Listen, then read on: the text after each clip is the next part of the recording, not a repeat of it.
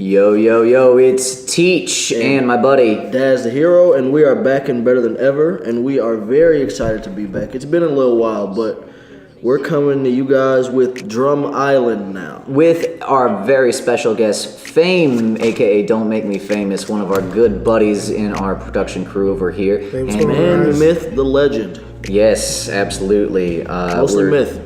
We've been spending the last I don't know about all that. I've been catching hands in Smash Brothers for years, so it's a problem. And seeing as how this is recording about a week before the Switch version drops, we're pretty excited to spend the last hour talking about that. But this is not a podcast about Smash Brothers. We are here for One Piece. We are Nintendo. If you want to throw us some money though for some promos, we're in. Drum Island is actually one of my favorite character recruitment arcs. I love it, and it's mainly because of the way you get into it. Now, in our last episode, we talked a lot about Whiskey Peak and about...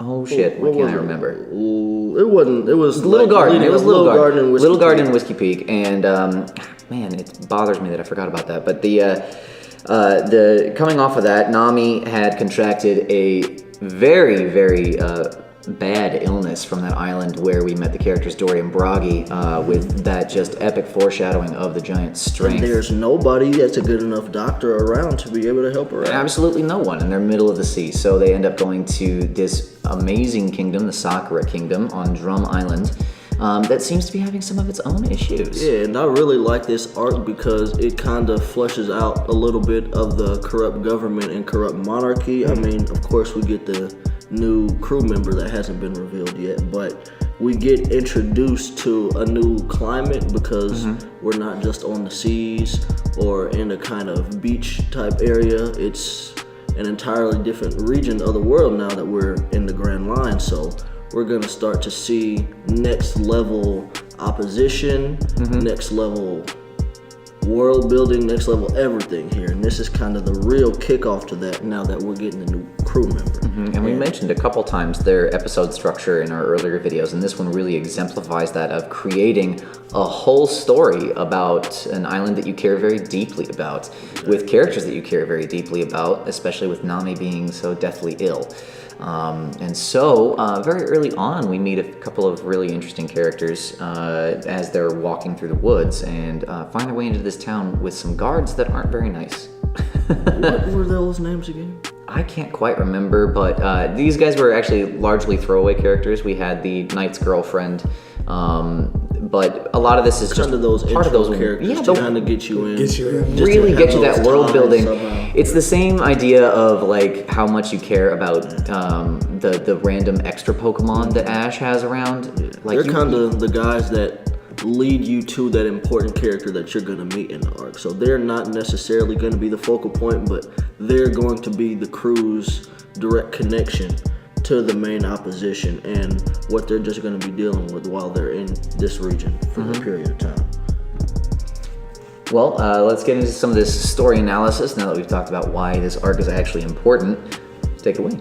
I mean, first off, the character that we get introduced to is Chopper, and he is a very unique character, not just because he's a young teenager who's younger than Luffy, but he is a reindeer that has consumed a human Zoan fruit. So he's got antlers and he has animal-like tendencies. We learn that he can speak to animals, but he also can transform into these different points. And this is actually the first time we get introduced to this type of devil fruit, the Zoans. Absolutely. Because up to this point, we've only seen Paramecia's through Luffy's fruit and then Buggy's fruit in Orange Town. So this really opens up a world building, like power scaling, I should say, not world building, but like opens the door for what all the Zoans have to offer, because this isn't really an animal's fruit, it's really an animal that consumes the human fruit. So And that kind of distinction, he has a complex about being called a monster because he kind of grew up with reindeer calling him a monster and humans calling him a monster as well. He was kind of the black sheep of his reindeer family as well. And was taken in by a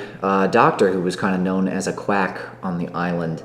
Dr. Hilliluck. Yes, Dr. Hilliluck, who had his very own pirate flag and was trying to restore greatness to the Sakura Kingdom as best he could and provide assistance, but was prosecuted as kind of this mad scientist. Exactly. He was an outcast, like an outlier. His medical abilities were something that were revered, but they were also what deemed him as a weirdo. They were kind of I wouldn't say like in a feudal period, but they were old school as far as the type of like sciences and things that they actually respected. And with the corrupt government, that definitely didn't help as far as like the reputation he would have for the people that would really need him around. Absolutely. This is largely in part due to the villain that is introduced. What is dude's What is that name? motherfucker? I want to say Wapple, but It is. It's Wapple. It is Wapple. King Wapple. King Wapple of the Drum Kingdom, who is this just turtly looking jackass. He, with the powers of the Munch fruit, had taken over the kingdom and was not a fan of this doctor and his naysaying and his troublemaking. And so in a very epic and tear-jerking moment, we see the fall of the doctor, which leads Chopper into the wilds to be persecuted and lost, almost dying after trying to, in a fit of rage, becoming the monster that he so feared, destroying half the town. He became his own nightmare at that moment. He was the worst case scenario that he always had for what people viewed him as. He literally became so. And so this is discovered by the crew as Nami, I believe, is undergoing treatment from the old doctor's friends. This female doctor who's extraordinarily grouchy, doesn't actually enjoy Chopper hanging around, and is pretty confrontational the entire time. But she does have a lot of knowledge. Yes, she's extraordinarily skilled and is the only one on the island that can produce the cure for Nami's particular disease. And the crew, meanwhile, is trying, the three main fighters, Zoro, Sanji, and Luffy, are chasing Chopper down as Chopper is heading to confront Wapple once more. This leads to an epic showdown between most of the fighting members of the crew, and an additional night. They weren't truly tested, though. I'd say Chopper was, just because it was his introduction arc, so he definitely needed that to show what he could bring to the table if he's going to join the crew. But this is also the same time where we find out about Chopper's dream, which is to not just be a doctor, but be a doctor that can cure every disease in the world.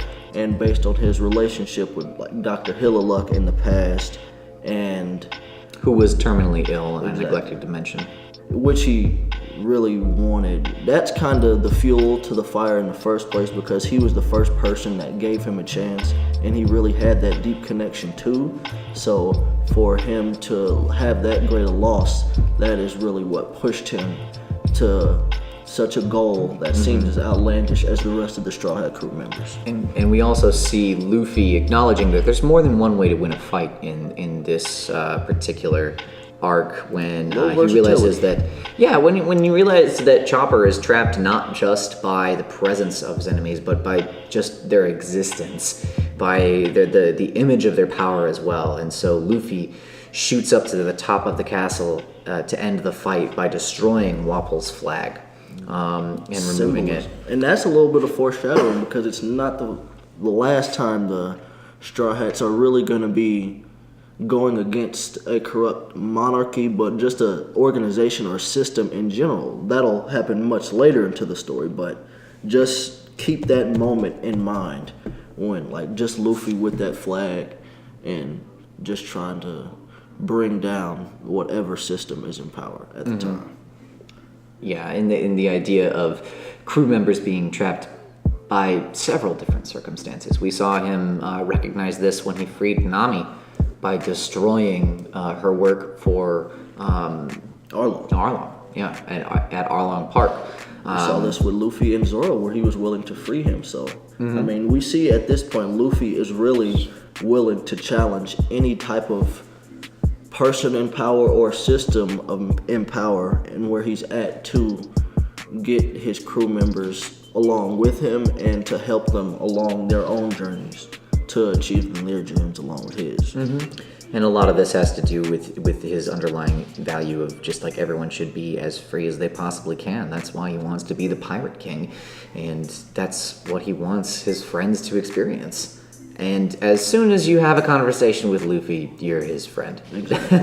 For better or worse. He has that ability to just draw people in and has that like that exuberance, that aura that really makes people to like join his cause, even if they initially just think that he's just some type of loopy, crazy person that's just like super reckless, which he is. But that's kind of his quirk at the end of the day. He needs that, or like that's kind of his philosophy, because you have to have that personality if you want to be able to survive out there. So I mean, as a pirate. Yeah, and it's a completely closed arc too, which is how quickly this episode has gone, and how quickly this arc went through. It wraps itself up so perfectly, and it came and went. This was when they kind of perfected the arc bookending, in my opinion. In arcs before this, sometimes you had some leftover ties. In this one, it's very done. It's like, we have resolved the Drum Kingdom. There were no cliffhangers, and there was no like things left open as far as transitions in and out of it. It was concise, and you had like a clear beginning and end to it. Which is another reason this show is so watchable, even though I believe that I'm pretty sure it has hit episode 1000 by now. I think it's still in the 964. Or 864. So we're getting close. The manga is over 900, so it's on its way to 1,000, but the episode's not quite yet. And you can watch in chunks of arcs, and some arcs are longer, some arcs are shorter. This one happens to be one of the shorter ones, but nonetheless, it is an important chapter in the book. And it's just because you have a shorter section of a story doesn't mean that it doesn't change everything going forward. Exactly. Every crew needs a doctor. Yeah, absolutely. The addition of that doctor actually just drastically changes everything, and it opens up so many instincts for the crew to be an older sibling of sorts. Exactly. So it really bonds and cements the crew together at this point in time as well. That's why it's one of my favorite arcs. It just has so much to it that reflects so much more of the show that will play into some of the other ones. For sure, but I mean, I think we pretty much covered everything as far as what's important to this arc and like what it's setting you up for, like the foreshadowing that Dr. Hillaluk does with what we learned about Gold Roger, who is actually Gold D Roger, which is the name that was messed up. So I shouldn't say the name was messed up, but it was changed so the world government could keep that Willa D name, just the sight of it, out of the view of the public. The middle initial D is the takeaway on that one. Just like Luffy, Monkey D Luffy, there's Gold D Roger.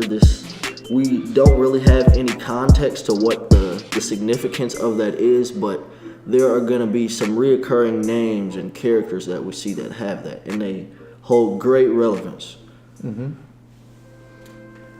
All right, well, that about does it for the Drum Kingdom. This was Teach, Fame, and Daz the Hero, and I fucked that up. And the lotus always blooms twice. Okay.